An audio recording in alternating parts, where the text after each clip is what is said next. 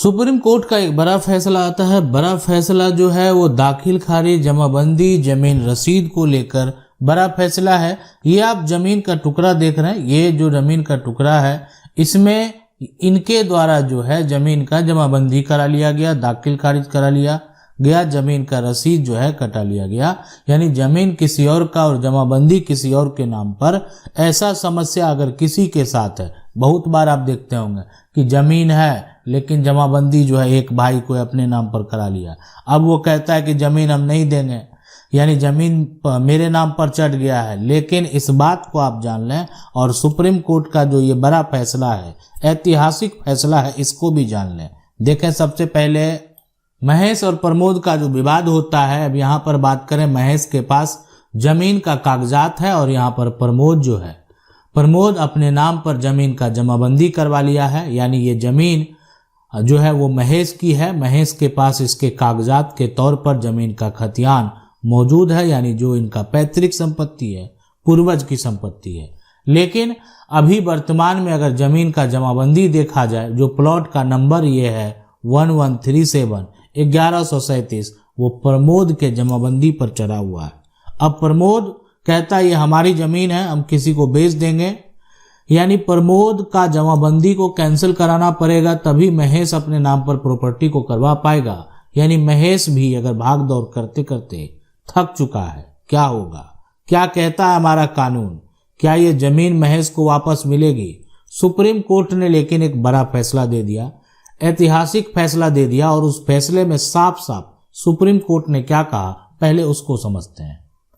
Supreme court का कहना है कि यहाँ पर जो है न्यायमूर्ति M.R. शाह और अनिरुद्ध बोस का जो खंडपीठ है, उन्होंने कहा कि रेवेन्यू रिकॉर्ड में सिर्फ एक एंट्री उस व्यक्ति को संपत्ति का हक नहीं मिल जाता जिसका नाम एक तरह से रिकॉर्ड में दर्ज है।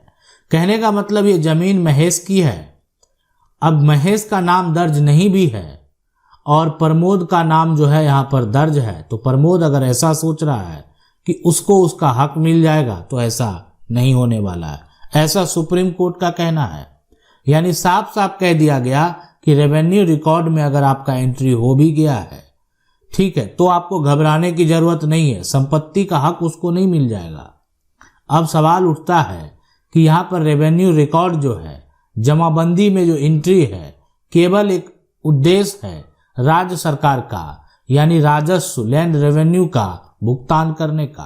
आपके जमीन का भुगतान प्रमोद कर रहा है अभी, लेकिन प्रमोद को कभी भी उस प्रॉपर्टी का मालिकाना हक नहीं मिलेगा, ठीक है। यहाँ पर जो है सरकार को वो राजस्व जरूर दे रहा है, जमीन का रसीद उसके नाम से जरूर कट रहा है, लेकिन अगर प्रमोद ये सोच रहा है कि वो उस जमीन का मालिक हो गया, तो ऐसा कभी नहीं होने वाला है। यानी मालिकाना हक नहीं मिल जाता है, यानी मालिकाना हक के लिए वैसे कागजात होने चाहिए जिससे मालिकाना हक साबित हो सके। यानी ये संपत्ति प्रमोद को वसीयत के आधार पर अगर मिला होगा, तो ये अगर ये रजिस्टर वसीयत है, उस आधार पर प्रमोद को ये संपत्ति जो है प्राप्त हुआ होगा, महेश के पूर्वज से प्राप्त हुआ होगा, तो ये संपत्ति प्रमोद की हो सकती है। प्रमोद के पास अगर जमीन का कोई भी ऐसा खतियान है, उसके अनुसार वो संपत्ति प्रमोद की हो सकती है। प्रमोद के पास अगर कोई जमीन का यहाँ पर रजिस्ट्री है, यानी सेल डीड है, उससे प्रमोद का दावा जो है वो साबित हो सकता है।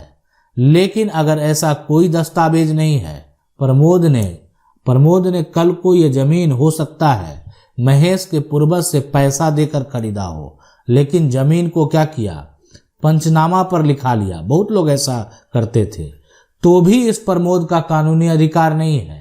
जमीन खरीदने का पहले भी ये तरीका नहीं था और आज भी ये तरीका नहीं है कि एक पंचनामा बनाकर जमीन को खरीद लिया जाए।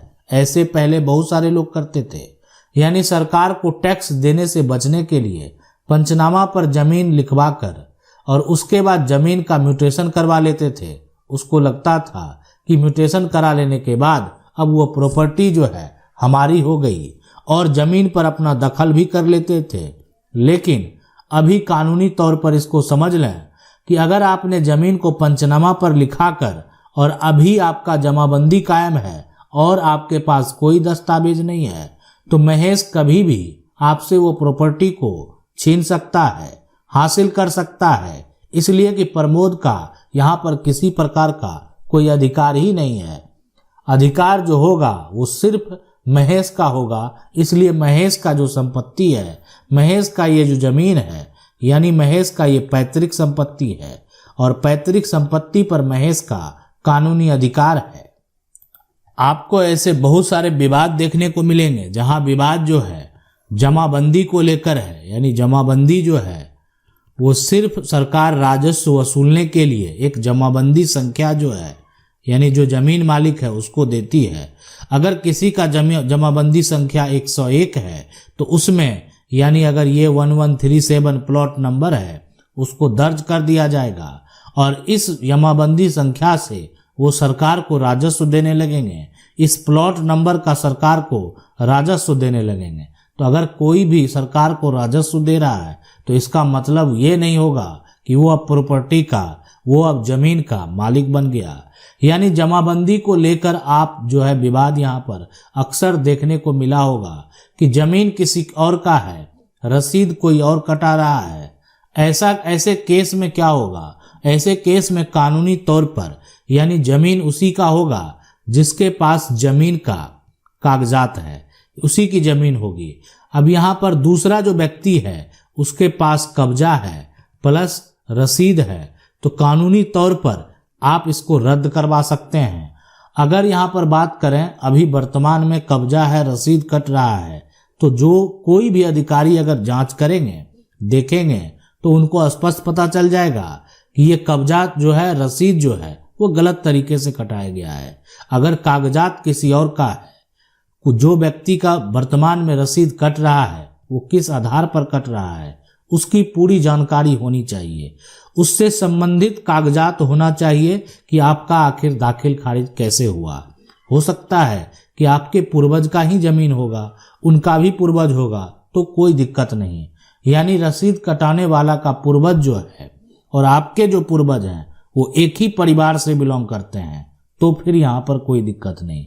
यानी तब फिर आपका आपसी लड़ाई शुरू हो गया, बंटवारा का लड़ाई शुरू हो गया। यानी उसमें ये नहीं कह सकते हैं कि मालिकाना हक नहीं है।